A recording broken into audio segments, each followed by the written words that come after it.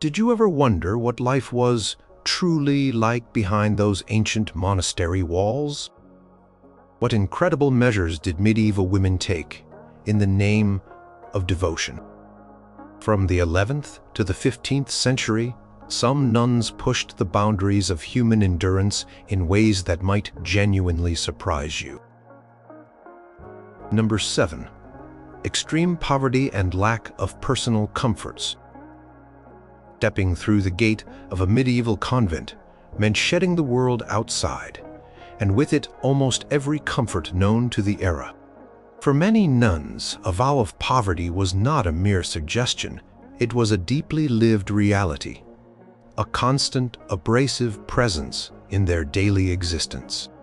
This was not simply a life without luxury. It was a life often devoid of what many might consider basic necessities for warmth, cleanliness, and ease. A nun's cell, often a small unheated stone cubicle, offered little respite from the biting cold of winter or the stifling heat of summer. The walls, thick and unyielding, absorbed the ambient temperature, making the small space a constant reflection of the weather outside. There was no fireplace, no roaring hearth, no soft cushions. A single, narrow cot, sometimes merely a wooden board, served as a bed, often covered with nothing more than a thin straw mattress, which over time would flatten, compact, and harbor unseen inhabitants. This stark, sleeping arrangement offered no give, no softness against weary bones after hours of kneeling, standing, and manual labor. A blanket, perhaps two, if the convent was exceptionally well off, provided the only warmth during the long, frigid nights. Chill seeped into the very core, making sleep a constant struggle against shivering and discomfort. Their clothing, known as a habit, was a uniform of ultimate simplicity and, often, discomfort. Made from coarse, undyed wool or a similar rough fabric, it was designed for modesty and durability, not for softness or warmth.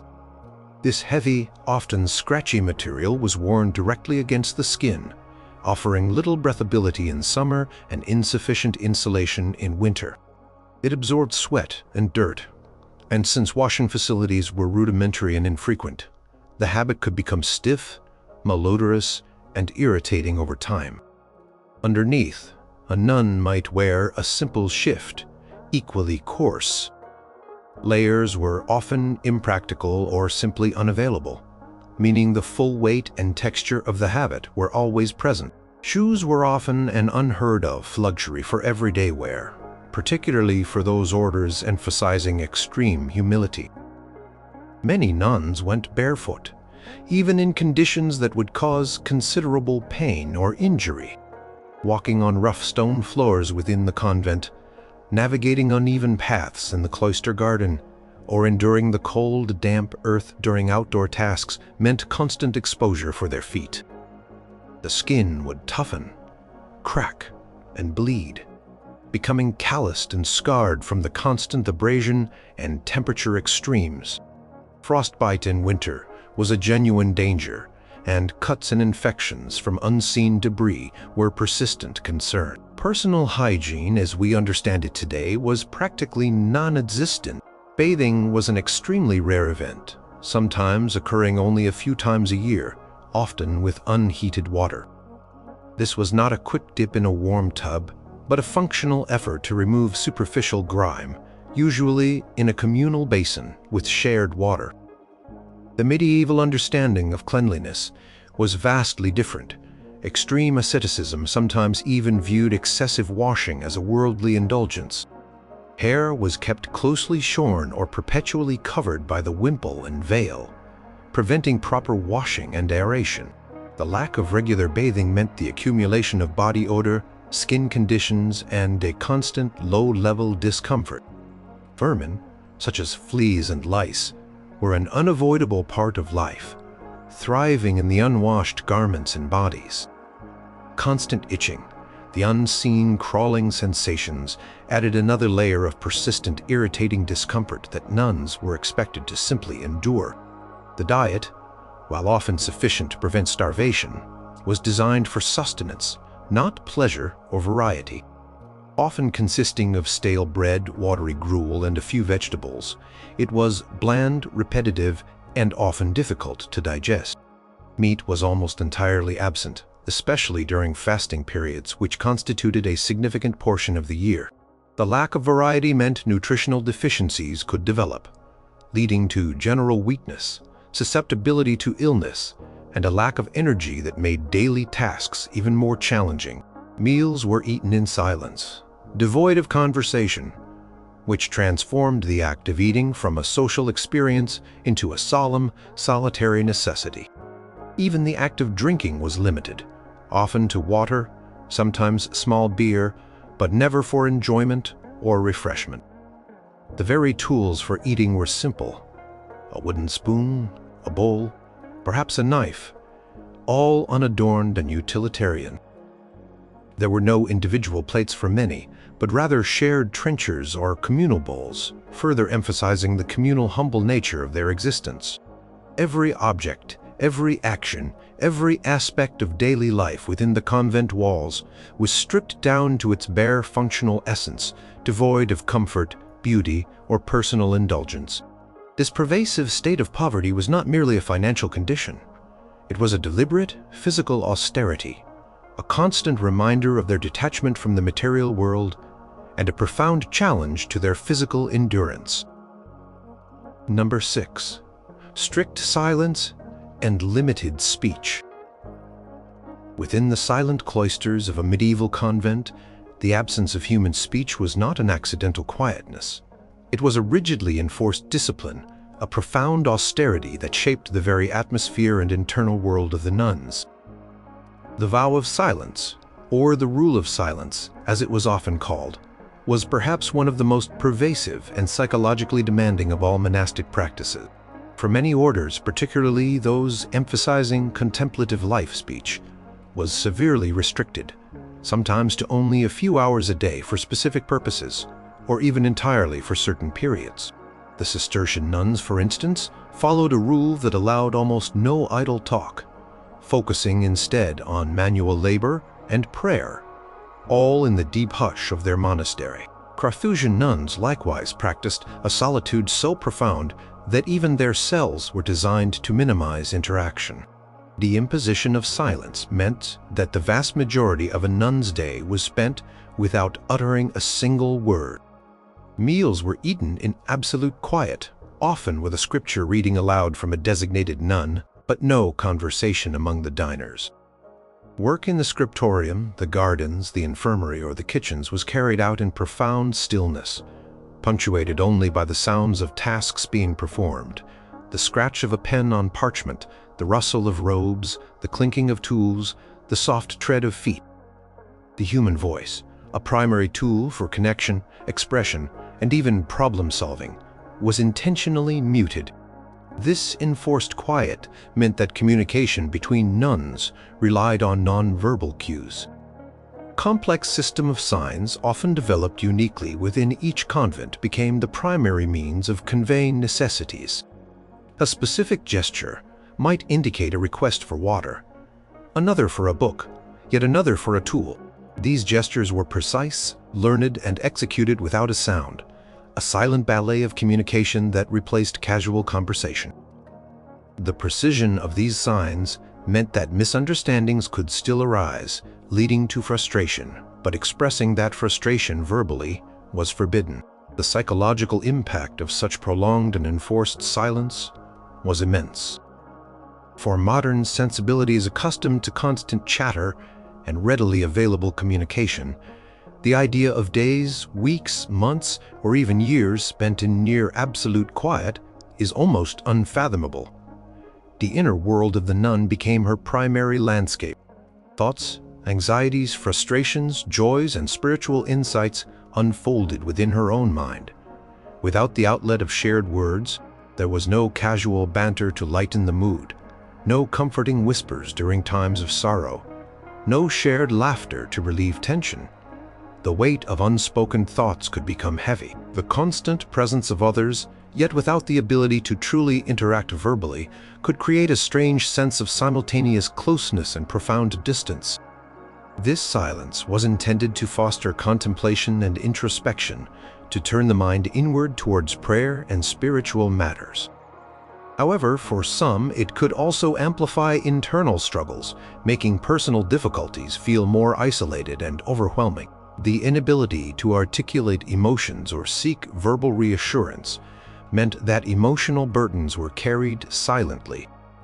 Even during communal prayers, where voices were raised in chanting and hymns, the structure was formal and liturgical, not conversational. Once the prayers concluded, the silence descended again. The refectory, the chapter house, the dormitory, the cloister walks, all were governed by the rule of profound quiet. Breaking the silence, even unintentionally, was a serious offense, often met with public penance or other disciplinary measures. This constant vigilance, the perpetual self-monitoring to ensure no errant sound escaped, added another layer of mental strain. For some, the silence was a profound gift, a pathway to deeper spiritual connection and internal peace. For others, it was a constant gnawing challenge, a relentless test of their self-control and their ability to cope with an inner world devoid of external sound and verbal connection. It required an immense discipline, a retraining of the most fundamental human impulses towards communication and interaction, leaving nuns to navigate their emotional and intellectual lives in an almost entirely internal, unspoken realm. Number 5. Perpetual enclosure and isolation. The gates of a medieval convent, once closed behind a newly professed nun, often signified a final and irrevocable separation from the world outside. This was not a temporary retreat or a short stay. It was a perpetual enclosure, a lifetime commitment to a confined existence within the monastery walls. For many nuns, particularly those of stricter orders, like the Benedictines, Cistercians, and later the Poor Clares, leaving the cloister was an event of such rarity that it almost never happened. This was a profound form of isolation, severing ties with family, friends, and the broader society in a way that is difficult for modern minds to fully grasp. The very architecture of the convent reinforced this reality. High walls, locked gates, grilles and parlors with double bars where outside visitors could speak to nuns only through a barrier, ensuring no physical contact and minimal visual connection. This perpetual enclosure meant a life lived within a defined and often small geographical area. For the rest of her days, a nun would inhabit the same dormitories, walk the same cloister garths, attend services in the same chapel, work in the same gardens, and tend to the same animals if her convent possessed them. The world shrank to the dimensions of the monastery grounds. News from outside was filtered, often received much later, and personal experiences of the outside world, like the changing seasons and distant fields, became a distant memory. This physical confinement was a constant, tangible presence, a perpetual reminder of the boundaries of her existence. Even if a nun had once traveled, seen cities, or lived in a different environment, those experiences quickly faded into the past, replaced by the unchanging rhythms and limited vistas of the cloister. The most extreme form of this isolation was the anchoritic life, a practice chosen by some women who, with the bishop's permission, were literally walled into a small cell, often attached to a church. Figures like Julian of Norwich, while not a nun in the traditional sense, became an anchoress, living out her life in such a solitary cell. This was immurement, not just enclosure. A small window might look into the church, allowing participation in services, and another small opening might allow for food and waste removal. But personal contact with the outside world was almost entirely severed. Anchorite's world was a few square feet of stone, a profound and ultimate commitment to solitude and isolation, pushing the boundaries of human endurance for detachment. While most nuns did not undergo such extreme immurement, their enclosure was still total. They might occasionally speak to a priest or bishop through a grate, or their family members might visit the parlor, but these interactions were strictly limited in time, topic, and physical proximity. The psychological effects of such lifelong isolation could be complex and varied. For some, it provided a profound sense of peace, enabling deep contemplation and a focused spiritual life free from worldly distractions. For others, particularly those who entered the convent not entirely by choice but due to family circumstance, it could be a source of profound loneliness, despair, and mental anguish. The absence of diverse human interaction, of novel experiences, of personal freedom to move beyond set boundaries, placed an immense strain on the human spirit. Dreams of the past world, memories of loved ones, and suppressed desires for connection might haunt the long, silent hours. There was no escape, no temporary reprieve. Convent walls were not just physical barriers, they were psychological ones, enclosing the mind as much as the body. This perpetual enclosure also meant a profound detachment from significant life events outside the walls. News of family, births, deaths, marriages, wars, and famines arrived belatedly, if at all, creating a sense of being perpetually out of sync with the world from which they originated.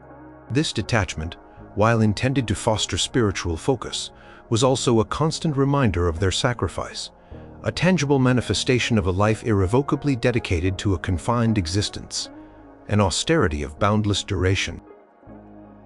Number 4. Physical penances and hard labor. Life in a medieval convent was far from leisurely. It was a grueling regimen that often involved significant physical hardship beyond the basic discomforts of poverty and lack of amenities.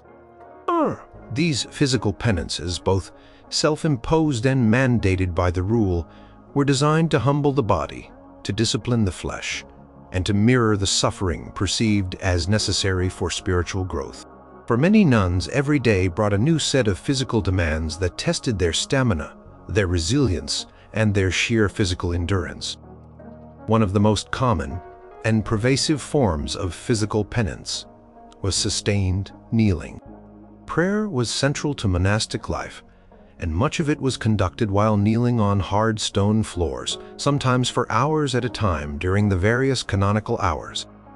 Cold, unyielding stone pressed into the knees, causing discomfort, numbness, and ultimately pain. Over time, the repeated pressure could lead to calluses, bruising, and even chronic joint problems. Imagine performing these lengthy devotions not just once or twice a day, but 7 or 8 times, from the pre-dawn hours until deep into the night, all while fasting or experiencing sleep deprivation. The body would ache, muscles would cramp, and the struggle to maintain posture without swaying or collapsing became an additional act of willpower. There were no soft cushions, no padded kneeler. The direct contact with the unforgiving floor was an integral part of the penance.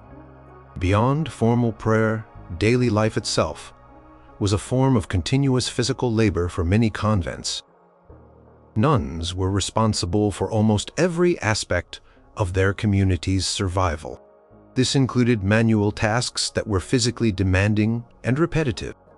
Hauling water from a well or nearby stream was a constant chore, particularly for washing, cooking, and sanitation. Buckets were heavy, often full to the brim, and the journey back and forth could be long and treacherous, especially in bad weather.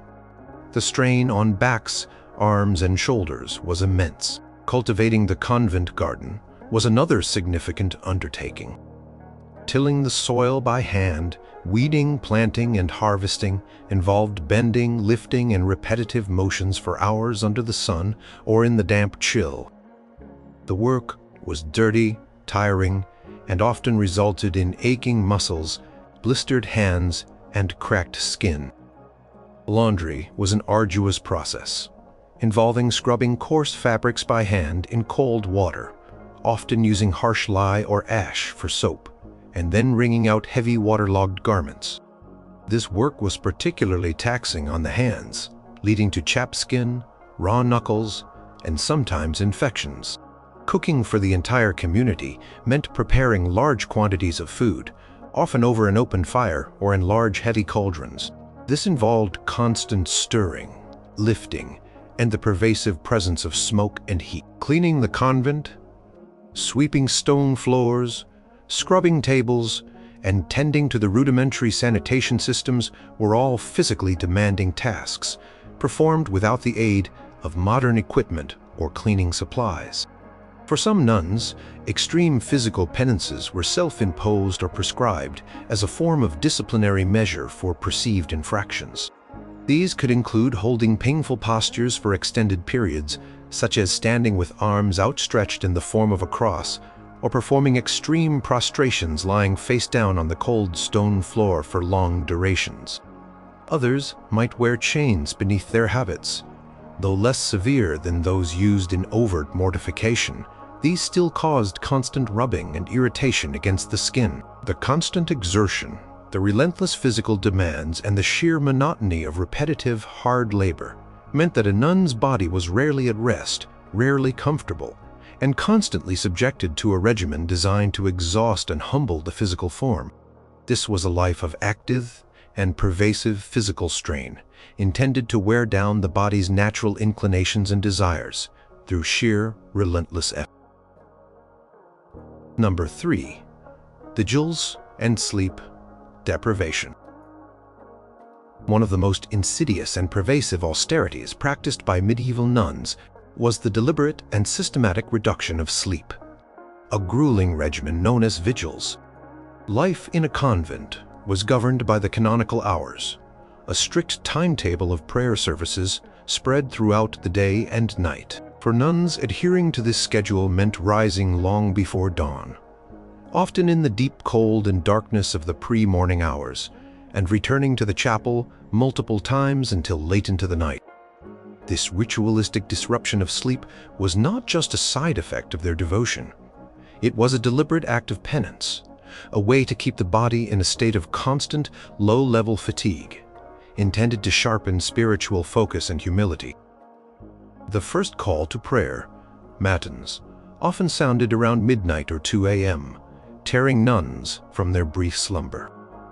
They would rise from their hard cots, often without the benefit of warmth or light, and make their way to the unheated chapel. Services for matins could last for an hour or more, involving lengthy chanting, psalms, and readings, all performed while standing, kneeling, or bowing.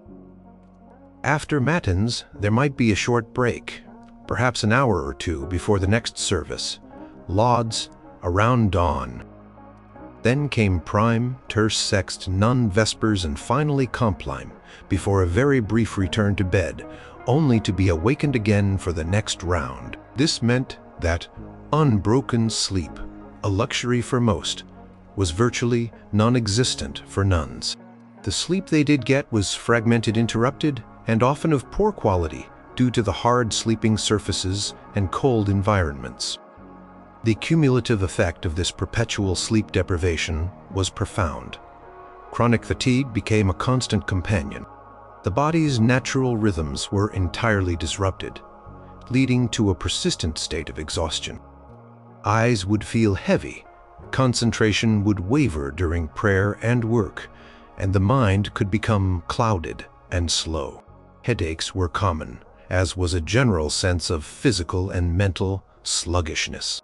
Simple tasks that required focus became more challenging, and maintaining composure and attention during long services became a constant battle against the urge to doze off. The sensation of being perpetually tired, yet always having to push through, was a relentless form of torture. Nuns might find themselves swaying during prayers, their thoughts drifting, battling the overwhelming desire to simply close their eyes and rest. Beyond the mandated vigils, some nuns would undertake additional self-imposed periods of wakefulness, spending extra hours in solitary prayer, either through a sense of personal devotion or as a specific penance for perceived failings. They might lie prostrate on the cold stone floor, refusing the comfort of their cot for even the short periods available for sleep. They might stand motionless for long stretches, their eyes fixed on a crucifix, pushing their bodies to the brink of collapse. These extra vigils only compounded the already severe sleep deficit, driving the body further into a state of extreme exhaustion. The lack of sleep also impacted physical health, weakening the immune system and making nuns more susceptible to illness. Recovery from any ailment was made more difficult by the constant disruption of rest. The lines between wakefulness and sleep could blur, leading to a semi-dreamlike state, even during waking hours, where the mind struggled to fully engage with reality. This relentless battle against the body's fundamental need for rest was a core aspect of monastic asceticism, a demanding austerity designed to wear down the physical self and cultivate a perpetual state of heightened, if often exhausted, spiritual awareness. Number 2. Extreme fasting and dietary restrictions. Among the most physically demanding and relentlessly practiced austerities in medieval convents was extreme fasting and severe dietary restriction. This was not simply going without food for a day. It was a pervasive, long-term discipline that often pushed the human body to the brink of its endurance. The monastic diet was already, by modern standards, meager and unappealing. It typically consisted of coarse bread, watery gruel, perhaps some vegetables or legumes, and on rare occasions, fish. Meat was generally forbidden for most orders, especially during penitential seasons. However, many nuns took these dietary restrictions to far more extreme levels, driven by a profound desire for spiritual purification and imitation of perceived holy suffering. Lent was a period of intensified fasting, lasting for 40 days, during which many nuns would subsist on a single, extremely sparse meal per day, usually taken late in the afternoon or evening. This meal often consisted of just a small portion of bread and a cup of water, perhaps a few withered vegetables if available. During Advent, another penitential season, similar rigor was observed. But beyond these communal requirements, individual nuns often undertook even stricter self-imposed fasts. Accounts tell of nuns who would go for days or even weeks consuming nothing but water, or a single small piece of stale bread every few days. The body would enter a state of severe deprivation, constantly battling intense hunger, pangs, dizziness, weakness, and a profound emptiness in the stomach. The physical effects of such sustained starvation were stark and unmistakable. Nuns would become gaunt, their faces hollowed, eyes sunken, and skin stretched taut over their bones. Muscles would atrophy, leading to extreme weakness and difficulty performing even simple tasks. The lack of essential nutrients caused hair to become brittle, skin to dry and crack, and teeth to suffer. Constant headaches were a common affliction, as was persistent nausea and digestive distress, even when meager food was consumed. The body's metabolism would slow dramatically, leading to constant coldness even in mild temperatures, as the body struggled to conserve energy. The mind also suffered, with difficulty concentrating, irritability, and sometimes hallucinations or altered states of consciousness brought on by extreme hunger. The struggle was not just physical. It was a constant mental battle against the overwhelming primal urge to eat. Some nuns went to even more extreme lengths, refusing even the small allowances made. They might consume only specific unpleasant foods, such as rotten vegetables or uncooked grains, as a further act of humility and penance.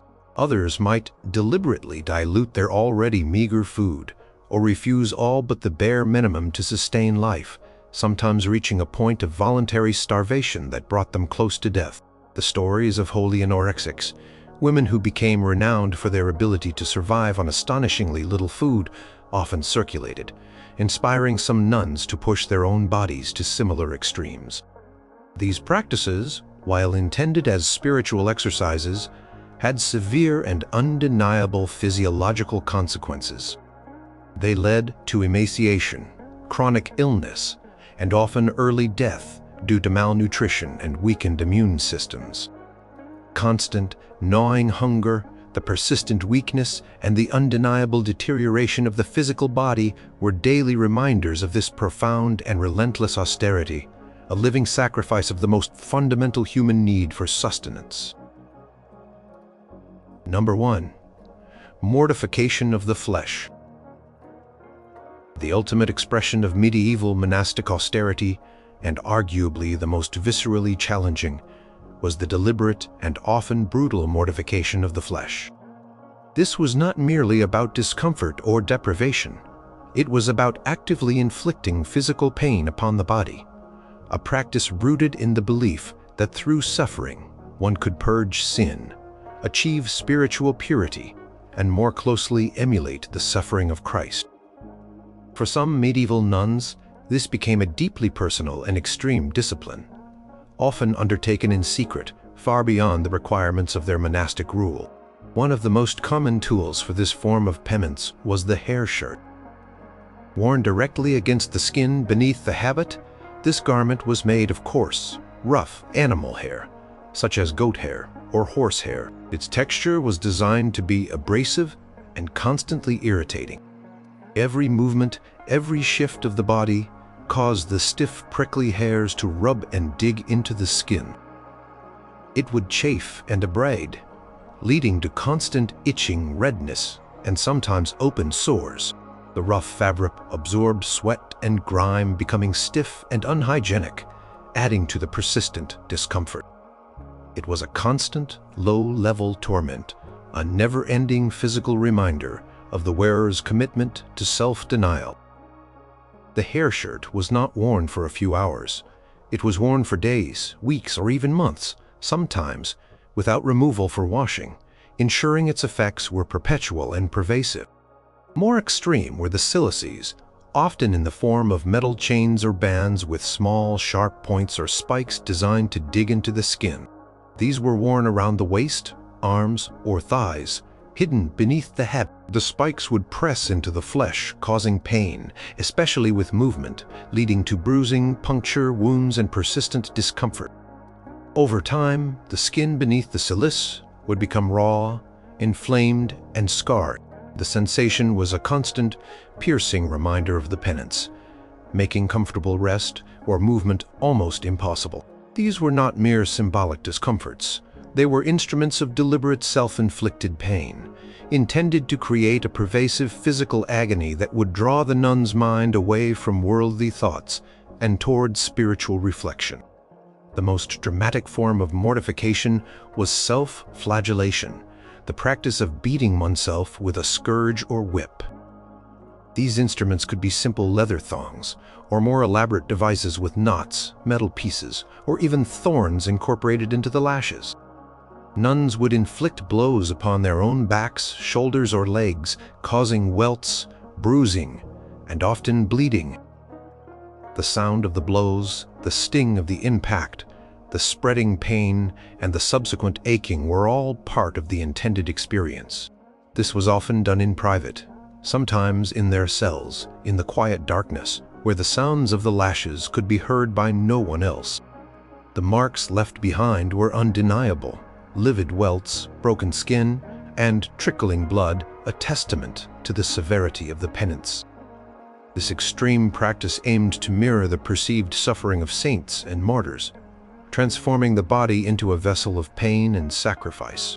These acts of mortification were not just physical. They were psychological challenges of immense proportions. The constant battle against pain, the self-discipline required to inflict it, and the endurance to live with its lingering effects shaped the nun's entire physical and mental landscape. The body became an enemy to be subdued, a source of temptation to be punished, and a pathway to spiritual triumph through pain.